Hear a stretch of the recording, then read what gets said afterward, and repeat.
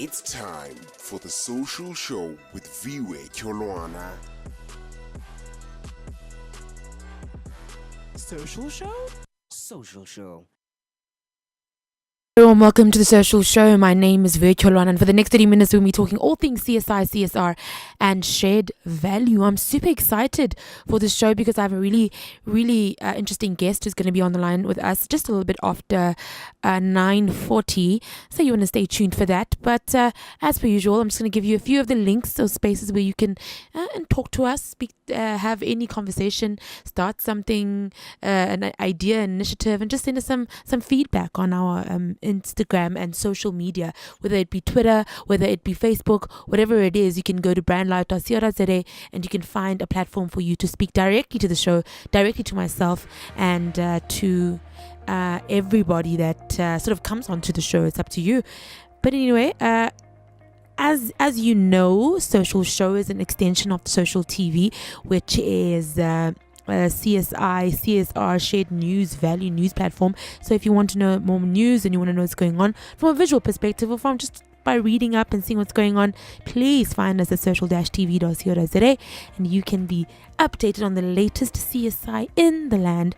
We are the first stop shop. We are your daily morning meeting about what kind of good you can do in the world and what can you do as a CSI representative, as a CSI authority at your work, whatever it is that you and your team would like to know about the industry that's going on. This is the show for you. So sit back and relax, and for the next few minutes let's chat a little bit about what's going on. In fact, let's not even chat, let's have a great show. Let's start off with the news. CSI update. A new bar was set for rewards crowdfunding in South Africa when the Kevin Richardson Foundation raised more than 2.7 million on local rewards-based crowdfunding platform, thunderfund.com. This broke the record for the most money raised for a single campaign on a South African rewards platform. The non-profit organization launched the hashtag Land for Lions campaign to secure the Kevin Richardson Wildlife Sanctuary and ensure a safe home for the sanctuary lions forever. At present, the Kevin Richardson Wildlife Sanctuary is home to over 40 predator animals rescued from captive breeding and cub petting facilities. And the mantra that Kevin Richardson lives by is, "My greatest fear is who will look after my lions after I am gone." These lions are responsible for attracting millions of followers on the Lion Whisperer social media platforms, thus providing an engaging and entertaining space where individuals from across the globe are informed about the severe challenges and threats facing lions.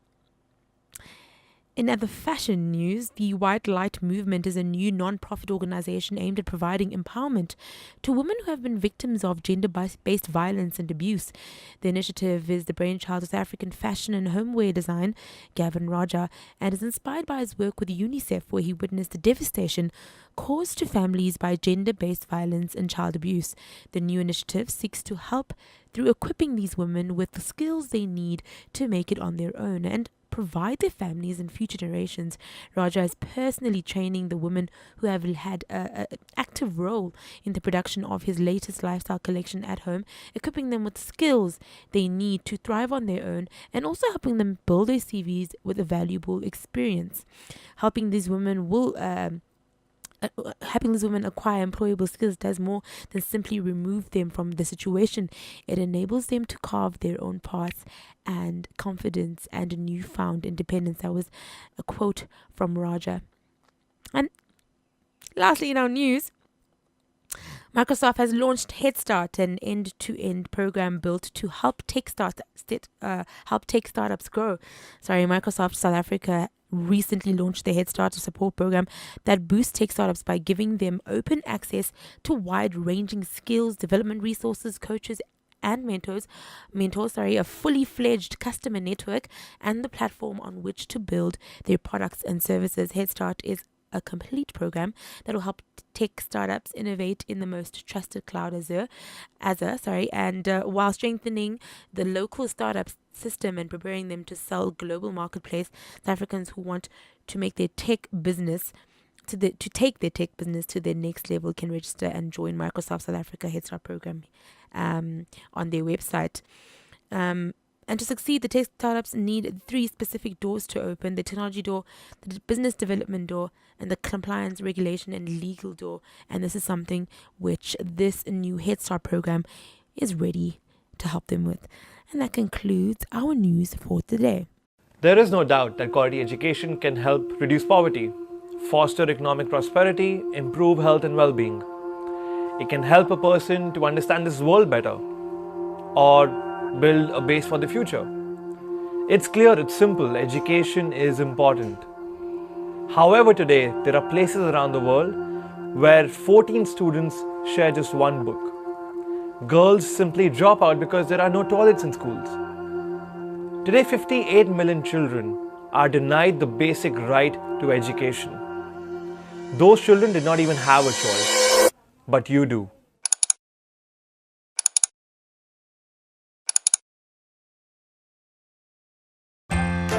What? What? What? What? What? What? What? What? What?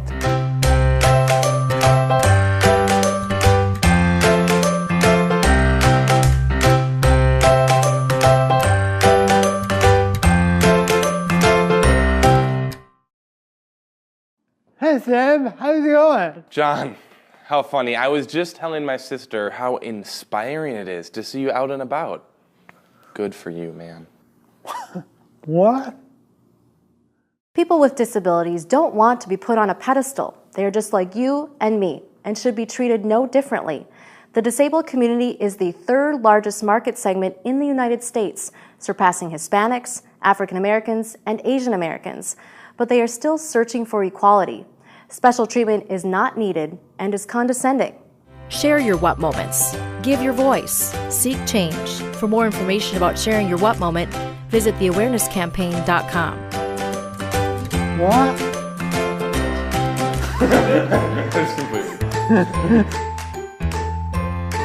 You want him to be my place? Yeah. All right. That was good. Yeah, I know.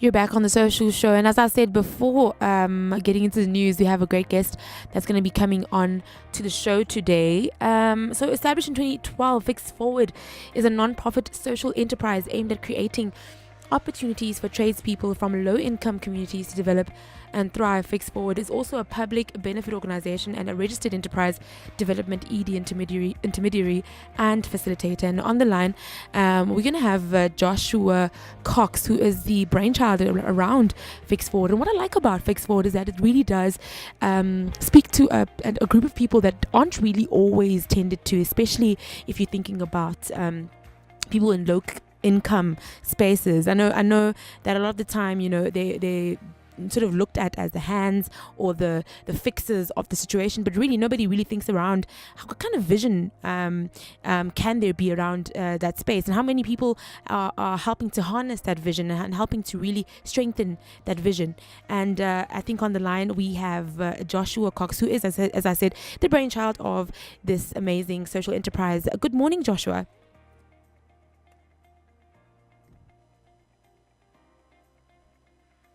Good morning, Joshua.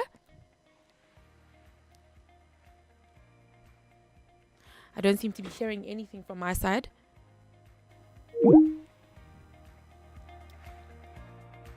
So I don't know what's going on. I think there's a bit of a technical difficulty, but we're going to try and get him again on the line. But as I said, Fix Forward is going to be is actually looking at handpicking the best tradespeople from low-income communities to offer them sort of a holistic entrepreneur development program. Again, something very different that you're not really going to hear in this kind of industry. You're never going to really hear companies going all the way out to really enhance the lives of the people that work for them in this way. And I think Joshua is on the line again. Joshua, good morning.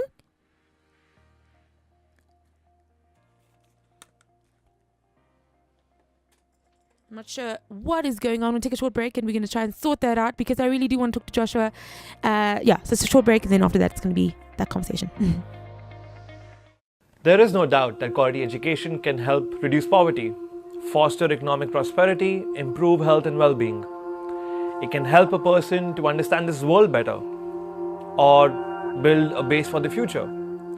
It's clear, it's simple, education is important. However, today there are places around the world where 14 students share just one book. Girls simply drop out because there are no toilets in schools. Today, 58 million children are denied the basic right to education. Those children did not even have a choice, but you do.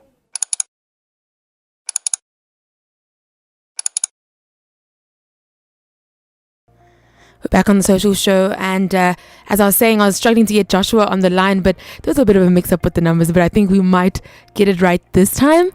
And as I said before, Fix Forward was established in 2012, and Fix Forward is a non-profit social enterprise aimed at creating opportunities for tradespeople from low-income communities to develop and thrive. And I think now we have Joshua on the line. Good morning, Joshua.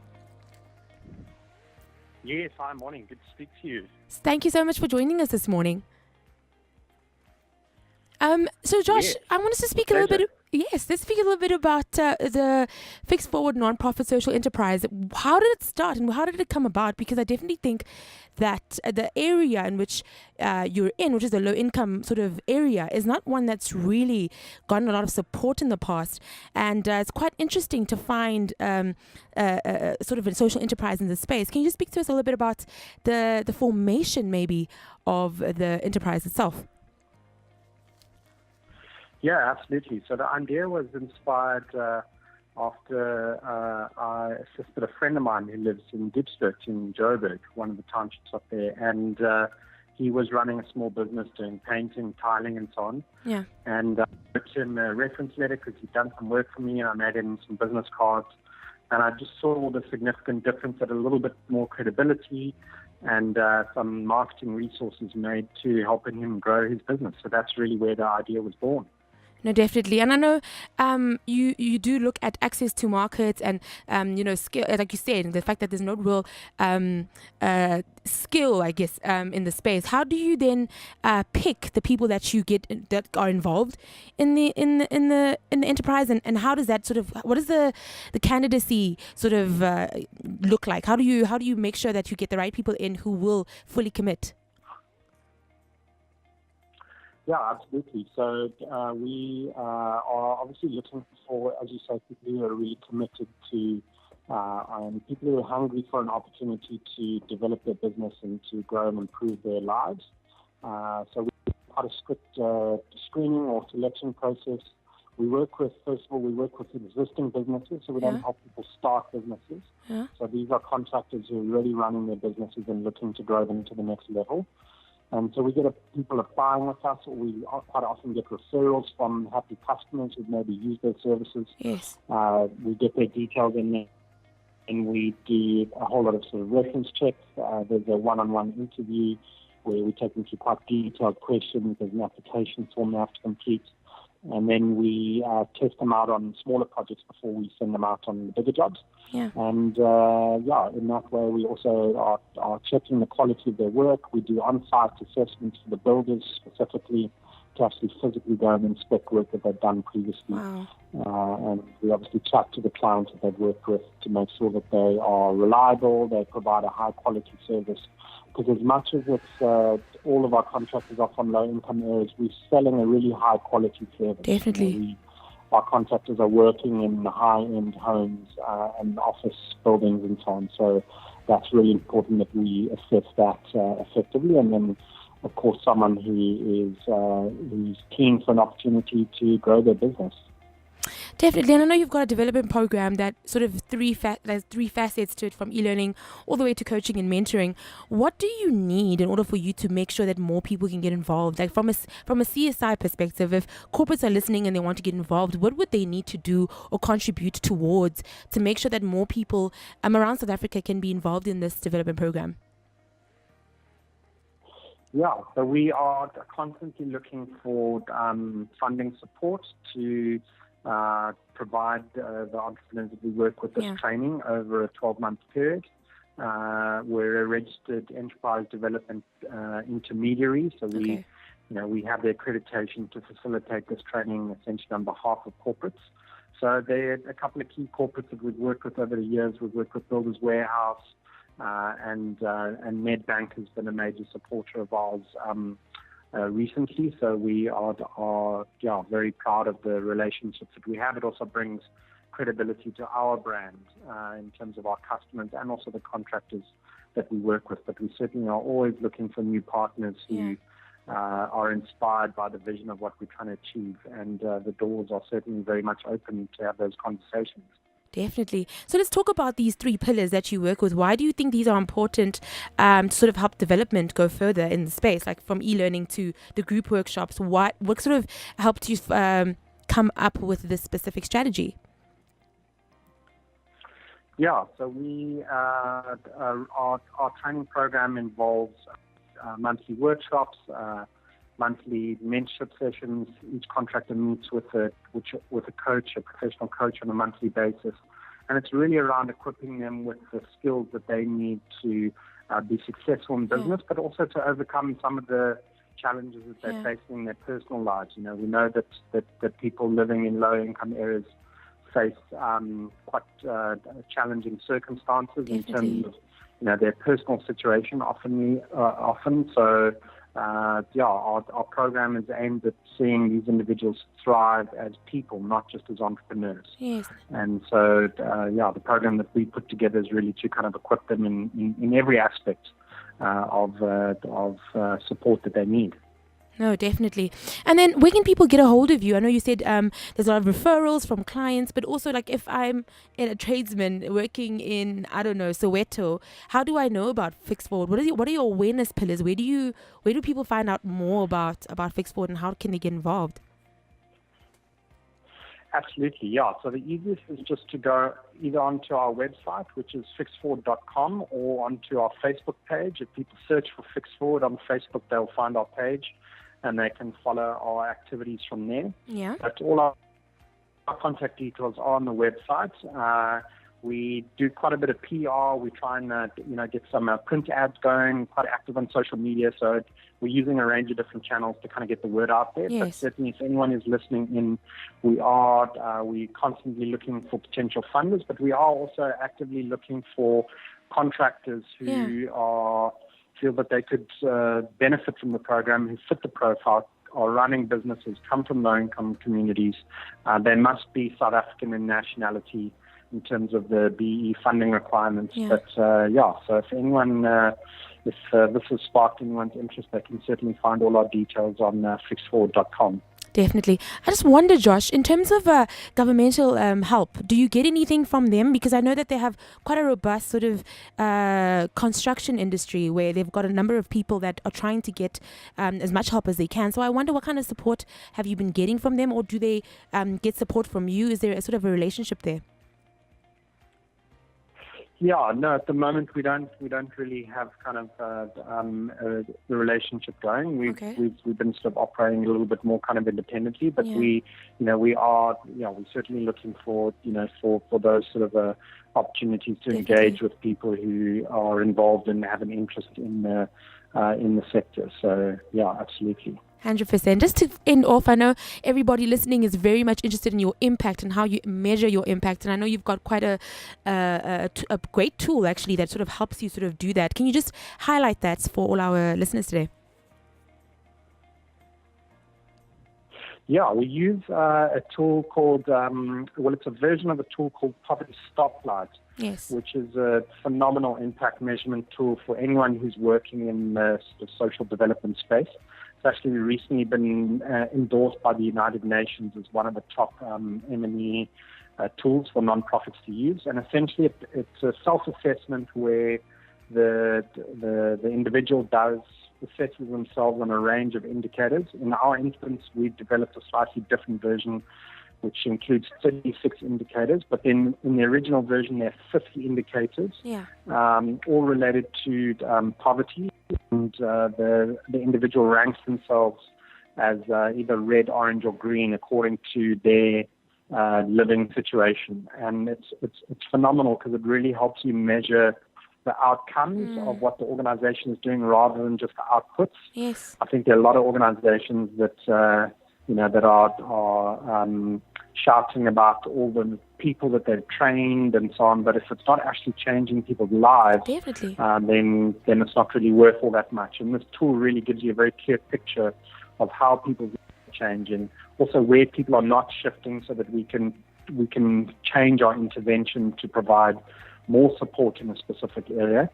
And it also is an amazing tool in that it helps the individual themselves set goals around shifting, one or two areas of their life from sort of, say, an orange ranking to a green. So it really breaks down their living situation into more manageable steps of how they can improve things. I love it. Thank you so much for your time, Joshua. I think this is an amazing organization. I think you're doing a fantastic job, and I really do hope that you do get the financial support that you need, and you also help the many, many more tradespeople in South Africa. Wonderful. Thank you so much. Thanks again for the opportunity. No problem. That was Joshua Cox, the head of Fix Forward, which is an amazing organization that actually looks at creating opportunities for tradespeople coming from low-income communities. But not only that, we just spoke to him a little bit about how they really want to shift and change the way in which people manage their lives in that sector, but also they want to see some sort of robust change in how they are and how they think of themselves and how they manage their lives. And I think, again, when he spoke about changing, not just coming from outcome-based output-based achievements, you look at outcome-based as well, which is a great combination. And again, very flexible organization, very flexible in social enterprise, which I think is the most important part of being a social enterprise. That was an amazing conversation. We'll be back again after the break for Things to Remember.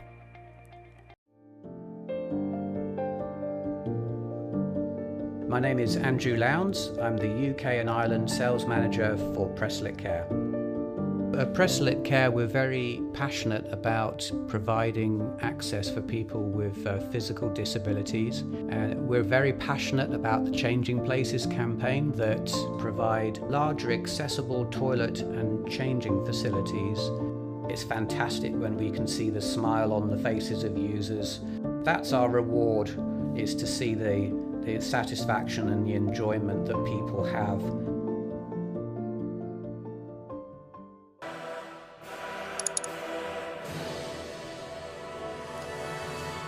So we're ending off the show with my favorite part, which is Things to Remember. If there's anything that I'd like you to remember just going forward from today, this is it. The Santa Shoebox initiative is one that I love with all my heart, that I'm probably going to be covering in the next few weeks.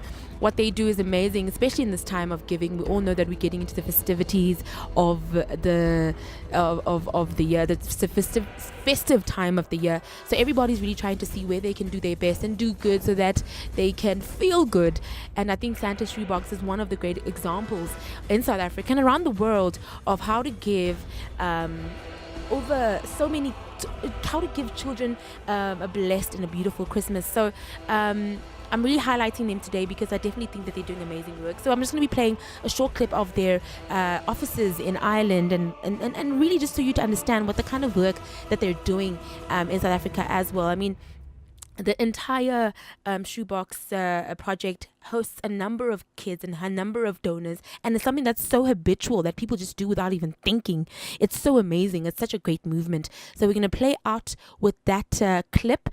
But as you know, it's been an amazing show. We had Joshua Cox, the brainchild of Fix Forward, an amazing organization. We had a great news segment where we spoke about Microsoft. We spoke a little bit about Land of Lions, where we saw Thunder.com in the news again because they're just doing phenomenal work.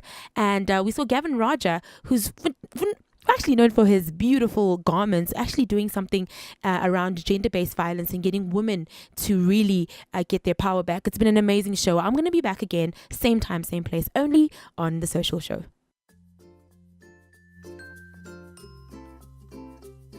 Since we started, over 3 million children have received Irish Shoebox gifts from people just like you. Now join us for a few minutes as we celebrate the difference your shoebox gift can make. It all starts by getting together some simple gifts for your box. It's carefully put together, checked and sealed by local Team Hope volunteers, and on its way to some of the world's neediest children, by truck to Eastern Europe or by sea to Africa.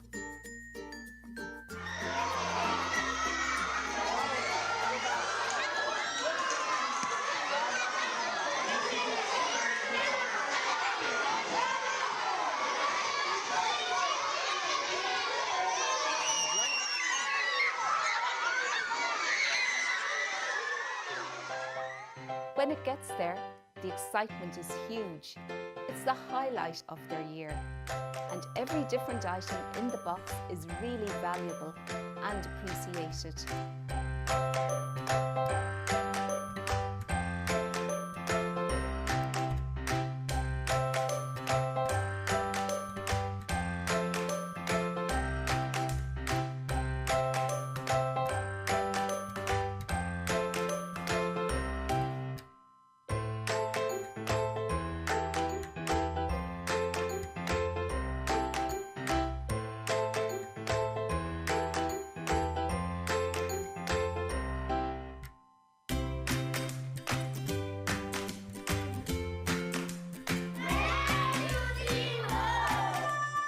You have brought hope when they're hurting, laughter and joy when there's not much to be happy about, and maybe the only gift they'll receive all year. What better way to celebrate Christmas than to bring hope to a forgotten child? No, your shoebox might not change the world, but it may just change the world for one boy or girl. So go on, share your Christmas. It will mean so much to them. Live from 27 boxes in the heart of Melville, this is brandlive.co.za.